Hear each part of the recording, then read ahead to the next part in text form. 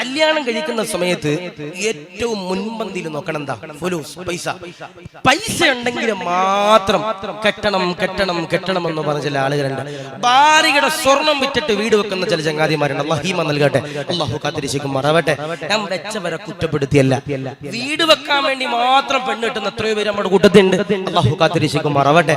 പ്രിയപ്പെട്ട ഭാര്യയുടെ വാപ്പ കഷ്ടപ്പെട്ടിട്ടായിരിക്കും എന്റെ പ്രിയപ്പെട്ടവരെ 10 പവനായിക്കോട്ടെ, 5 പവനായിക്കോട്ടെ, 2 പവനായിക്കോട്ടെ, 1 പവനായിക്കോട്ടെ, വെറുതെ ചെന്നിട്ട് തൊടുപുഴയിൽ ഏതെങ്കിലും ഒരു ജുവലറിയുടെ വാതിക്കെ ചെന്നിട്ട് സ്വർണ്ണത്തിരി സ്വതക്കരുന്ന് ചോദിച്ചാൽ ആരെങ്കിലും തരൂ? ഇല്ല. പൈസ കൊടുത്താൽ എന്റെ പ്രിയപ്പെട്ടവരെ കിട്ടൂ. ഈ പൈസ കഷ്ടപ്പെട്ടുകൊണ്ട് വാപ്പമാര് കൊടുക്കും.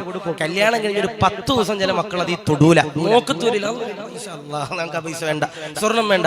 ഒരു 11-12 ദിവസം കൊണ്ട് കഴിഞ്ഞു കഴിയുമ്പോ ആ പെണ്ണിന്റെ പൈസ എടുത്തിട്ട് വീട് വെക്കാൻ വേണ്ടി വിറ്റ് കളയണ ചില ആളുകൾ. വിൽക്കണോണ്ട് ഞാൻ ഒന്നും പറയണല്ല, നിങ്ങൾക്കുള്ളത് തന്നെയാണ്, ഇല്ലെന്നല്ല ഞാൻ പറയണം. പക്ഷേ നമ്മൾ പെണ്ണ് കിട്ടുമ്പോൾ നമ്മുടെ മനസ്സിൽ അങ്ങനെ ഒരു നെയ്യത്തുണ്ടെങ്കിൽ ആ ജീവിതത്തിൽ എന്ത് ബർക്കത്തുണ്ടാകുക? ആ ജീവിതത്തിൽ എന്ത് ബർക്കത്തുണ്ടാകുക?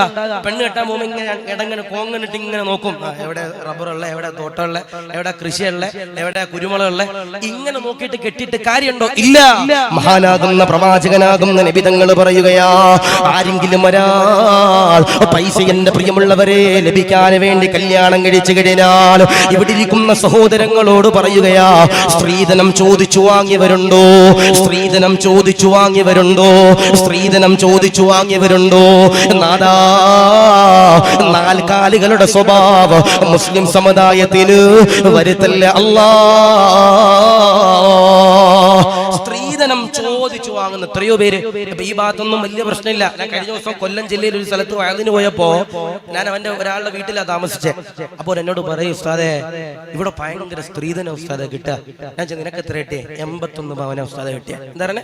81 പവന ഉസ്താദെ കിട്ടുക. അല്ലാഹു ഈമാൻ നൽകട്ടെ, അല്ലാഹു കാത്തിരിശിക്കുമാറാവട്ടെ. ഞാൻ ഇപ്പൊ ഒരാഴ്ച മുമ്പ് കണ്ണൂർ ജില്ല ഇരിട്ടിയിൽ ഒരു സ്ഥലത്ത് വയലിന് പോയി.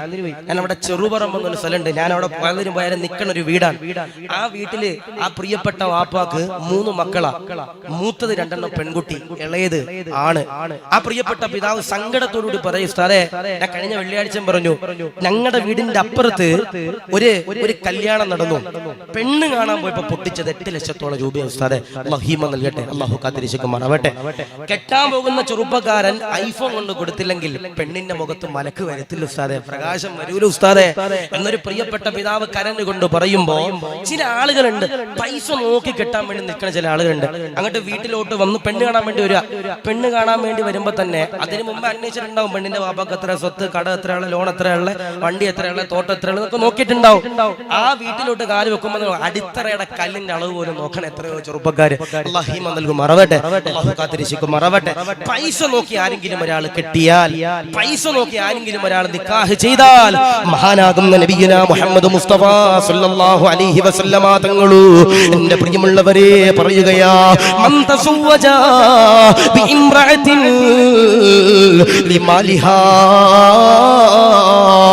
സമ്പത്ത് നോക്കി എന്റെ പ്രിയമുള്ളവരെ ആരെങ്കിലും ഒരാൾ എന്റെ പ്രിയമുള്ളവരെ കല്യാണം കഴിച്ചാൽ ലം യസിദുഹുല്ലാഹു ഇല്ലാ ഫഖറാ,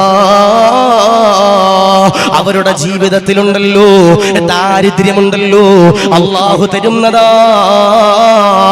അതുകൊണ്ട് 100 പവന് ചോദിച്ചു വാങ്ങുന്നവര്, അല്ലാഹുവേ സ്വിഫ്റ്റ് കാർ വേണമെന്ന് പറഞ്ഞ് വാശി പിടിക്കുന്നവരോട് പറയുകയാ, പെണ്ണിന്റെ വീട്ടുകാര് ബൈക്ക് തരാമെന്ന് പറയുമ്പോ ബൈക്ക് വേണ്ടോ, എനിക്ക് സ്വിഫ്റ്റ് കാർ തന്നെ വേണമല്ലോ, അല്ലെങ്കിൽ ഇന്നോവ വേണമല്ലോ എന്ന് പറയുന്നവരോട് പറയുകയാ, മഅദല്ലാഹ് ലം യസ്ദുഹുല്ലാഹു ഇല്ലാ ഫഖറാ, അവരുടെ ജീവിതത്തിൽ എന്റെ പ്രിയമുള്ളവര് ദാരിദ്ര്യമുണ്ടല്ലോ അല്ലാഹു തരുന്നതാ. സമ്പത്ത് നോക്കി ആരെങ്കിലും ഒരാൾ കെട്ടിയാൽ അവരെ അല്ലാഹു ദാരിദ്ര്യം കൊണ്ട് പരീക്ഷിക്കുമെന്ന് നബിയുനാ മുഹമ്മദ് മുസ്തഫ സല്ലല്ലാഹു അലൈഹി വസല്ലം.